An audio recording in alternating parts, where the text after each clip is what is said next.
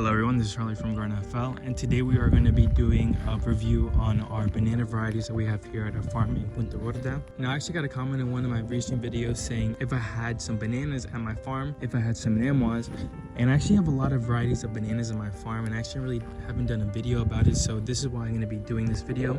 Now this is the first year they're planted. Actually, they've been planted less than 5 months ago.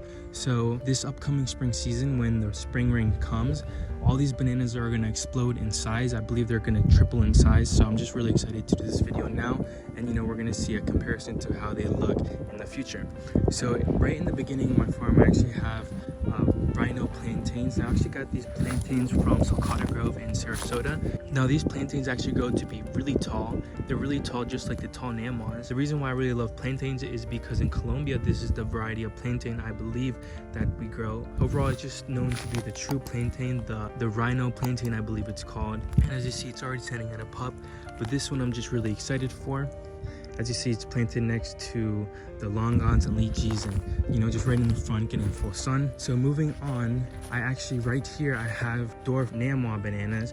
Now these Dwarf Nam bananas I'm really looking forward to because these are just gonna look really good right here. They're kind of planted like a little entrance, and overall, Namwa bananas are known for being a dessert banana. There are a lot of people's top bananas varieties at their farm. If you were to choose some, everyone is going to recommend Namwa, either Dwarf or Tall. I have both varieties here at the farm. Obviously if you want Dwarf, I recommend Dwarf if you have a smaller space you're working with, you don't really want Tall banana. But overall, the Namwa bananas are just really good for eating. Now over here amongst my sugar apples and actually some mangoes over there, I actually have Ornico bananas. Now these Ornico bananas I actually got from Sulcata Grove as well. As you see, this is just a pup, but I actually planted this like 5 days ago or 4 days ago, so that's why it looks like this. But overall, once we get some rains, this corm is going to send out a new leaf, and overall it's just going to form its new bananas. I actually got a few corms over here, as you see amongst my sugar apples.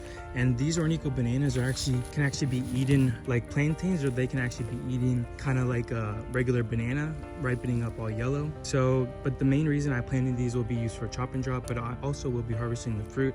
But overall, I prefer Namwa, but I actually haven't tried Ornico. So overall, I'm just really excited to be planting these out here. And this one's actually a better pup than the other one that I have over there. And also then this one, that's kind of like the same, like the first one. But overall, this wall of bananas is overall just used as a chop and drop. But it's also going to be really cool to be eating the banana, and I'm really looking forward to the pups that these Ornico bananas are going to send out, because I'm also going to spread them all around my farm, as well as really all other bananas that I have here. And I actually have a big corm of an Ornico planted right here, so overall this is going to pop up in a few months. And as you see, this is just a line of Ornico bananas that I have right here. And then as you see, amongst everything else, the sugar apples and guavas that I have over here.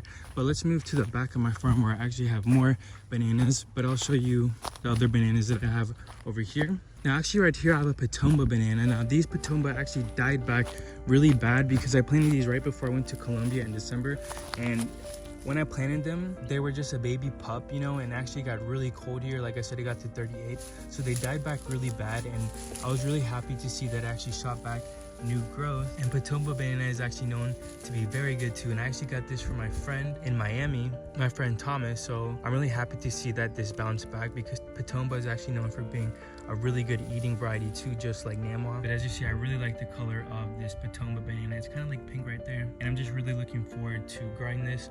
And I actually put these leaves here today because I figured, hey, I got a second chance, because I literally thought it died, because when I saw it, the whole corm was literally just dead. So overall, it's gonna look really good here, when it grows.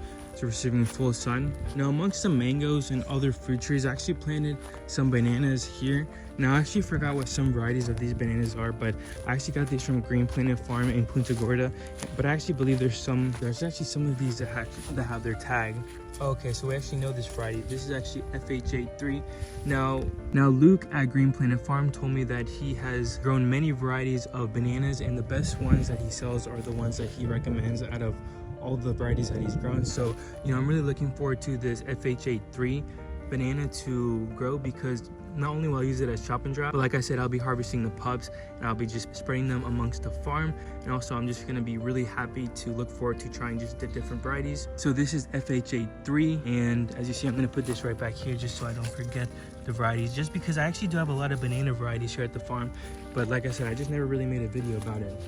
So actually all amongst here I planted a little baby corms of Ornico bananas. So during the spring, hopefully we'll see all those pop up, and I'm just going to be showing you guys how it will look before, you know, we see all those banana pops pop up, because right here I have different mangoes, like this is Mahashinook, and you know, all these mangoes are going to be supplemented by the bananas, because bananas are really good as chop and drop, because bananas hold a lot of moisture. So anyways, right back here is actually where I have a lot of my tall namwa bananas, and I actually have a lot of different variety bananas back here.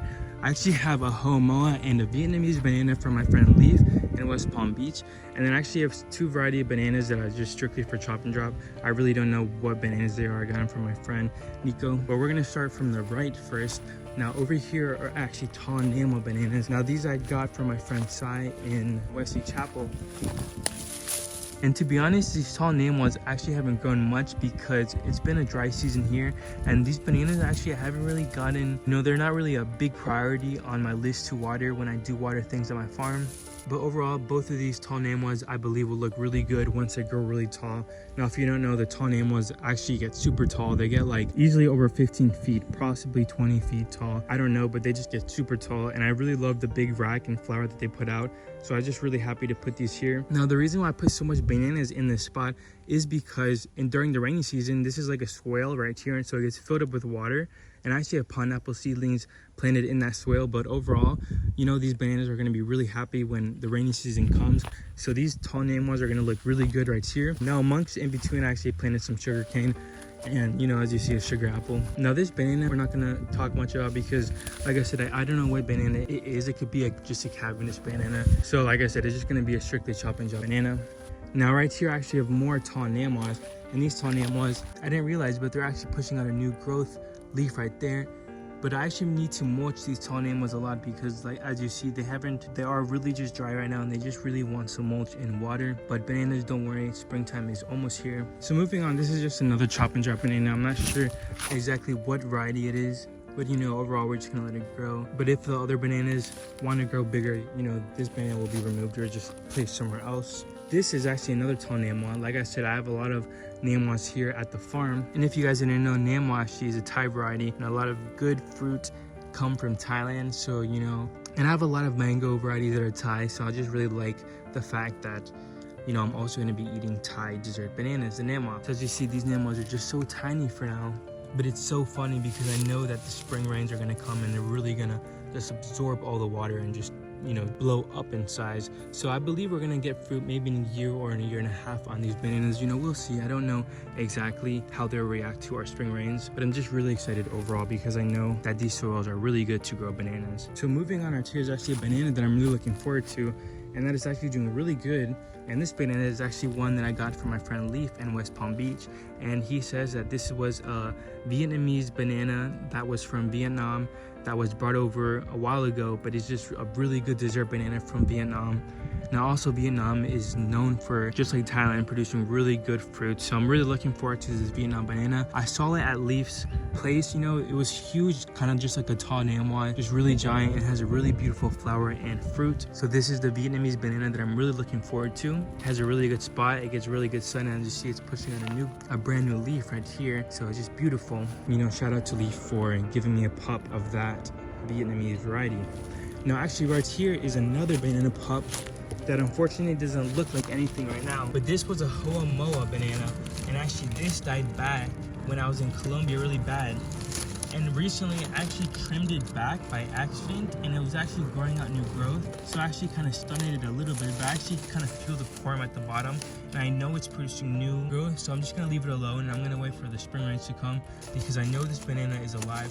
If you guys didn't know, bananas are actually really tough. If you think they're dead, you know, they're actually just like down below producing new roots, and they're really just waiting for, you know, a lot of water to spring right back up. So I'm looking forward for this Hua Moa to come back up. So let's actually go more in the farm where I'm actually growing much more varieties. Now the varieties in here, these actually grow much more slower than the ones out in full sun, just because they don't get a lot of full sun.